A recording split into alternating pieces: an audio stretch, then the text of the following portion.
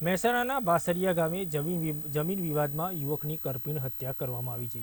બાસરિયા ગામે જમીનના ઝઘડાની અદાવતમાં 5 શખ્સોએ મનીષ પરમાર નામના યુવક પર ધોકા અને હોકીથી તૂટી પડ્યા હતા, જેથી 40 વર્ષીય મનીષનું ઘટના સ્થળે જ મોત થયું હતું.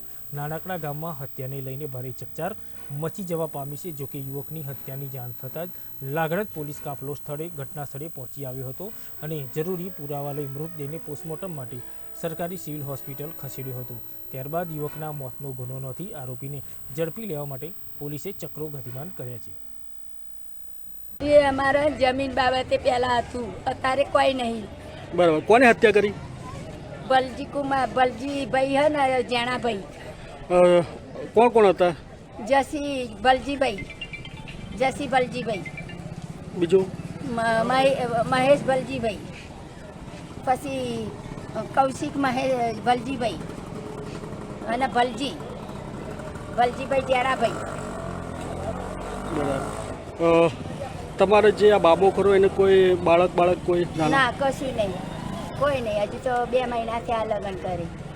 હમણાં જ મહેસાણાના લાંગણજ પોલીસ સ્ટેશન વિસ્તારમાં આવતા બાસરિયા ગામની અંદર આજે મોર્નિંગની અંદર એક બનાવ બનેલો છે, જેની અંદર પોલીસને કંટ્રોલની વર્દી મળતા પોલીસે ઘટના સ્થળ પર જઈ અને તપાસ હાથ ધરેલી હતી, જેમાં જાણવા મળ્યું છે કે મનીષ પરમાર નામનો જે વ્યક્તિ છે, જેની ઉંમર અંદાજિત 35 વર્ષની છે, તેનું પારિવારિક ઝઘડાની અંદર તેના જ પરિવારના તેના કૌટુંબિક ભાઈઓ વગેરે સંબંધીઓએ ધોકા અને દંડા વડે મૃત્યુ નિપજાવેલું છે.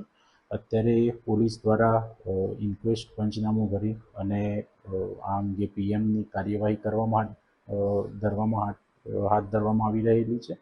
એ સિવાય સીસીટીવી કેમેરા ચેક કરવાનું, ઘટના સ્થળે જે વ્યક્તિઓ હોય એના તપાસ કરવાનું, નિવેદનો મેળવવાના, જે શંકાસ્પદ આરોપીઓ છે તેઓની અત્યારે રાઉન્ડ અપ કરી અને પોલીસે પૂછપરછ હાથ ધરેલી છે.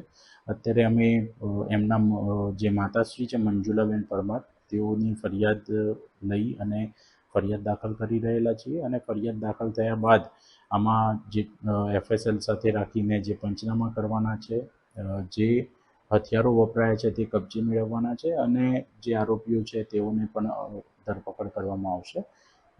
ટૂંક સમયમાં અમે આ કાર્યવાહી પૂર્ણ કરીશું.